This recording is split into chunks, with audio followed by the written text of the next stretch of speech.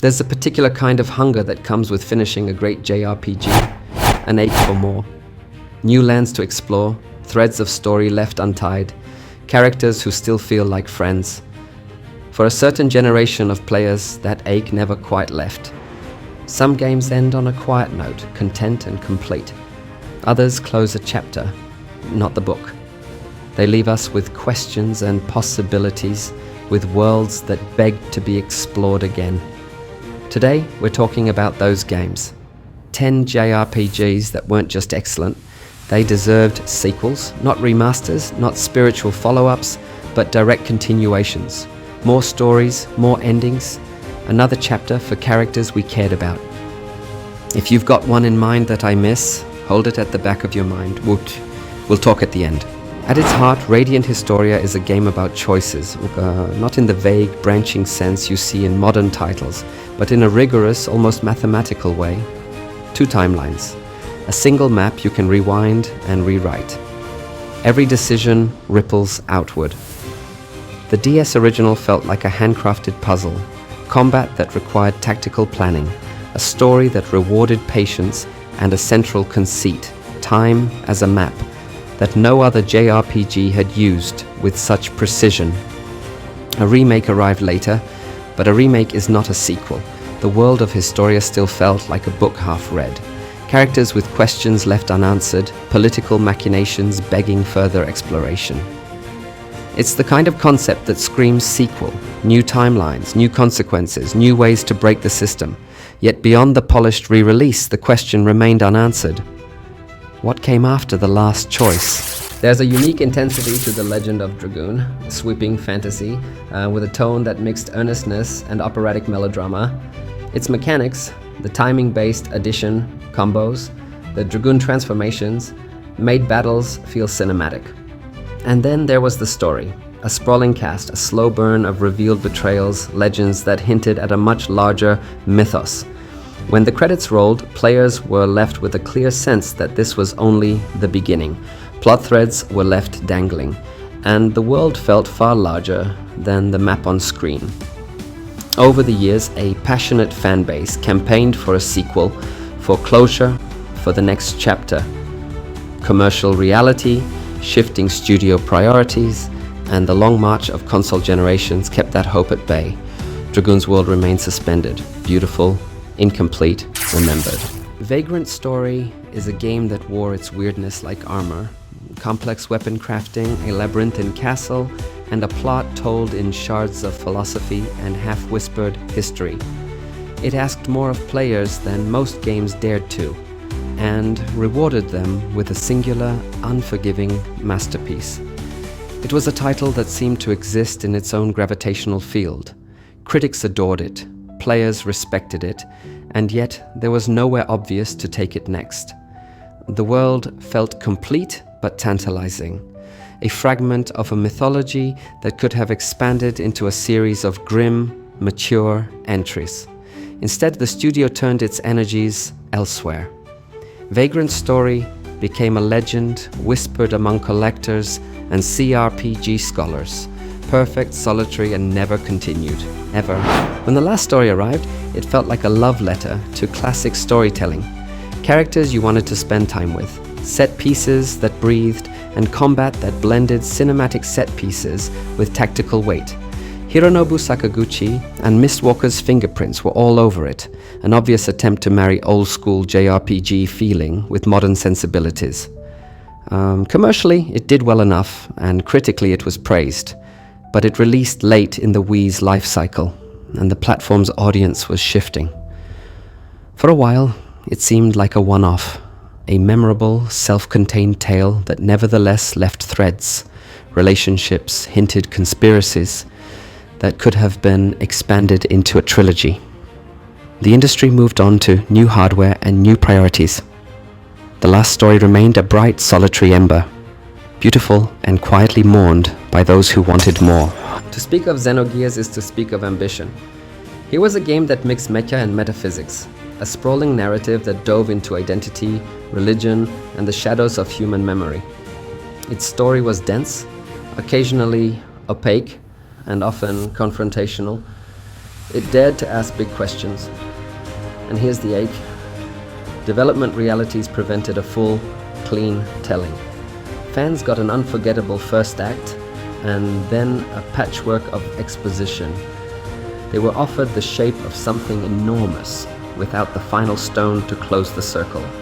The creator's vision later echoed in other projects, and spiritual successors arrived. But none replaced the feeling of a saga left wanting a direct continuation. Xenogears deserved more than fragments. It deserved the next volume, new gears, new revelations, a sequel that could fully unspool its thematic knots. There's a quiet audacity to Terranigma, a game about creation and rebirth that takes you from buried villages to resurrecting continents. It's the sort of ambitious, mythic tale you expect from a studio with a point of view. The pacing, the tone, the world building, everything felt purposeful, like a fable with teeth. But it arrived on a platform that was already inching toward the next generation, and its release was oddly region-limited. The result? A masterpiece that never had the audience it deserved.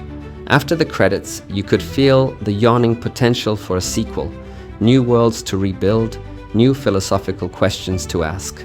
Instead, the team dispersed, the era changed, and Terranigma became that rarest of things, a quietly perfect game without a follow-up. For many, it is the archetype of what deserve a sequel looks like. Few JRPGs captured the romance of exploration like Skies of Arcadia. It handed you an open sky and the sense that every cloud hid a secret. Pirate crews, floating islands, an earnest desire to find something new. The game was built on possibility. Fans loved its optimism and sense of wonder. Developers talked about ideas for sequels and expansions. And yet, across platform shifts and corporate reshuffles, the project's momentum faded. Ports, re-releases, and spiritual nods kept the memory alive, but the fully realized sequel, bigger skies, more islands, deeper political intrigue, never arrived. When a game makes you want to purchase a map you never owned, you know it left a hole. Skies left that hole open, waiting. Made by a team that carried the DNA of classic Squaresoft storytelling, Lost Odyssey felt like an elegy for a certain era of JRPGs. Its emotional core, the 1,000-year-old protagonist and the vignette memories that punctuated the story, is still one of the purest uses of video games to explore memory and loss. Critically praised, it connected deeply with players. But it released on hardware with a limited JRPG audience at the time, and despite its strengths, it didn't become the pillar the team needed to continue the vision. The developers made other titles, and the world of Lost Odyssey remained a single, stunning volume. It's one of those games where the final scene doesn't feel like an ending so much as a promise unkept, an invitation to come back someday. Fans still whisper about what the next journey could have been. To many, Suikoden II is not just one of the best JRPGs of its generation. It's an archetype of political storytelling in games. With hundreds of recruitable characters, shifting allegiances, and ending variations that cut like a knife, it felt like a living novel. It also ended on notes that begged for continuation. Aftershocks of civil war, characters you wanted to follow, and unanswered mysteries in a world that clearly kept moving. The franchise continued in later installments, but the exact magic of 2, its cast, timing, and tragic crescendos, was never quite replicated. Add to that the messy realities of publishers, lost assets, and shifting budgets, and you get a top-tier game that left too many fans wanting a sequel that might have picked up those threads years later. The Suikoden II is an example not of failure, but of opportunity deferred. A richly populated stage, ready for Act 2. And at number 1, Chrono Trigger. Say the name and you get a room of memories. A blue-haired boy, a frog with a soul, time-splitting decisions, and a soundtrack that seems to echo in the bones of anyone who played it. It was a game built by legends, a meeting of minds that produced something close to perfection. So why place it at the top? Because Chrono Trigger didn't just end well, it ended with possibilities. There were threads that could have grown into a saga.